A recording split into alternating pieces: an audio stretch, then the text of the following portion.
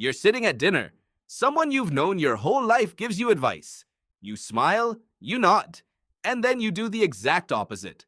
An hour later, a stranger on the internet says the same thing. You follow every word. You've noticed this. You've probably felt guilty about it.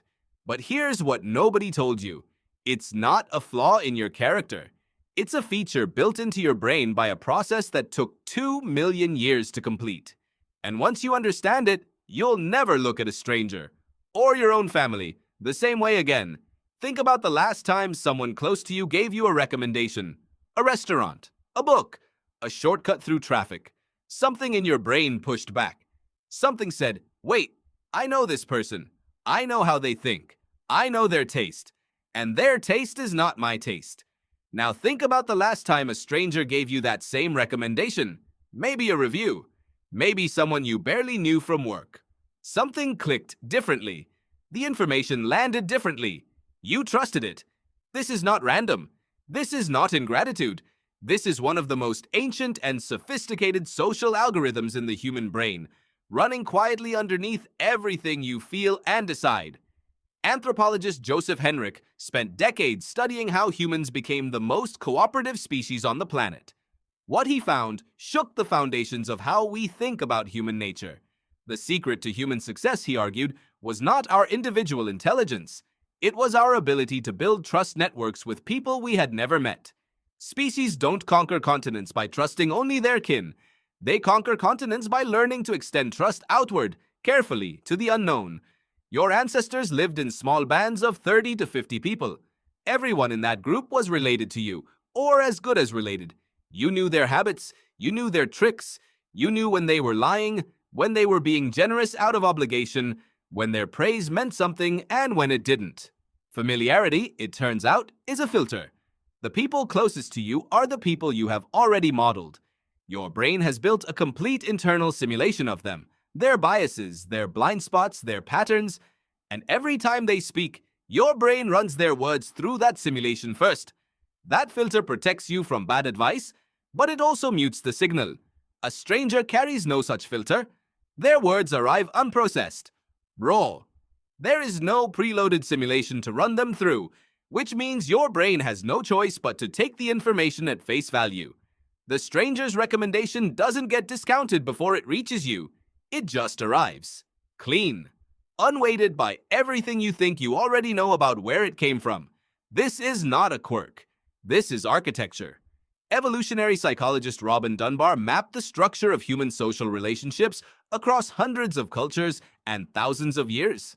He found that the human brain could maintain roughly 150 stable social relationships at any one time. Inside that number, people divided into layers. The innermost circle, 5 people, was the group you truly depended on. The next ring, 15, was close enough to grieve if they died.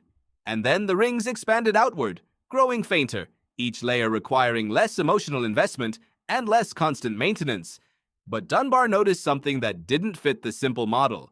The most powerful trust signals in human societies often came from outside the 150, from people on the edge of the known world, from traders, from travelers, from strangers who had no reason to lie to you precisely because they would never see you again. That's the paradox. The people who have the least to gain from lying to you are often the ones you've never met. Your family loves you. That is precisely the problem. The people who love you are managing your relationship with them at the exact same moment they are giving you information. They want to protect you. They don't want to hurt your feelings. They are calculating unconsciously how their advice will land, how you will react, what it will cost them emotionally if they turn out to be wrong. Their words are always passing through that emotional lens before they reach your ears, and somewhere in your nervous system, without being able to name it, you know. A stranger has no emotional stake. A stranger isn't managing your relationship with them. A stranger is just transmitting information, pure and unfiltered. And your brain registers that difference even when your conscious mind doesn't. In 2011, economist Paul Zak published his landmark research on the neurochemistry of trust. He was studying oxytocin, the hormone long associated with bonding and connection. What Zak found surprised even him. When humans were placed in situations involving strangers and small financial decisions, the most powerful trust responses were not triggered by closeness or history. They were triggered by vulnerability, by the act of taking a small, deliberate risk with someone you didn't know. The moment you trusted a stranger, even slightly, your brain rewarded you. It released a pulse of oxytocin. It reinforced the behavior, not because trusting strangers was safe, because for most of human history, learning to trust the right strangers was one of the most critical survival skills your ancestors could develop. You could not build trade networks with only your relatives. You could not form alliances with only your kin. You could not survive a drought by sharing resources only with the people you'd known since birth. The species that learned to extend trust outward, carefully in calibrated doses, to strangers who showed the right signals, were the species that outlasted the others. You are the descendant of those people, the ones who figured out how to trust beyond the tribe. And your brain is still running that code. Every time a stranger's advice lands harder than your mother's. Every time a review from someone you've never met feels more credible than a recommendation from your oldest friend. You're not being ungrateful. You're being exactly the kind of human your ancestors made you. There is another layer, and it goes deeper than social psychology. Psychologist Judith Rich Harris spent years challenging one of the most sacred assumptions in developmental science, that parents shape who their children become. Her research, consolidated in the nurture assumption, pointed to something deeply uncomfortable. Peers, not parents, are the primary architects of a child's social identity. Children don't learn how to be people by watching their families.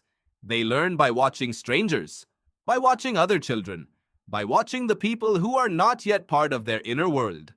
The stranger is where the real social data comes from, because the stranger represents what's out there, beyond the warmth and the bias of everything you already know. You grew up modeling strangers. Long before you could articulate it, your brain was treating unknown faces as the most important source of information about how the world actually worked. Your family told you who you were. Strangers showed you what was possible. This reaches further back than psychology. It reaches into your biology. There is a phenomenon called the Westermarck Effect. It was first documented by Finnish anthropologist Edvard Westermarck in the late 1800s. He observed that children raised in close proximity from infancy, whether biological siblings or completely unrelated children raised together, developed a deep and automatic indifference to each other in adulthood. The closer and more familiar the person, the more completely the brain switched them off as a source of excitement, novelty, or intense attention. The brain damps down stimulation in the presence of extreme familiarity, not just in one context, cognitively, emotionally, across domains. The people you know completely become, in a fundamental way, less interesting to your nervous system, not because they matter less, but because your brain has already finished its primary work of learning from them. The processing is done, the file is closed, what they say enters through a smaller door. The stranger is still full of data. The stranger is still a puzzle your brain hasn't solved. And the unsolved puzzle gets more processing power, more attention, more weight. This is why children often believe their teachers over their parents on matters of fact. Why patients follow the advice of a doctor they've met once that they would reject from a partner they've lived with for 10 years. Why the feedback from a stranger on your creative work can rewrite your entire self-conception in a single afternoon, while years of encouragement from your closest friend barely moves the needle. You are not broken. You are calibrated. But this calibration has a cost that almost nobody talks about. The people closest to you notice it. They give you the most important advice of your life and feel it bounce off. They watch you follow the same recommendations from strangers that they gave you months ago and were ignored. There is a particular kind of hurt in that moment that is hard to name because the person who hurt you didn't do it out of cruelty. They did it out of biology. And the deepest cruelty is this. The advice from your family is often more accurate, not less, because it comes from someone who has years of specific data about you. Not the general population, not a statistical average. You, the person they have watched navigate the world, make decisions, succeed and fail, in the specific configuration that is uniquely yours. The stranger's advice is clean, but clean is not the same as correct. Knowing all of this changes something. It asks you to pause next time and wonder which signal you are actually responding to.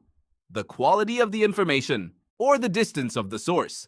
Because those are not the same question, and your brain has been quietly conflating them for your entire life.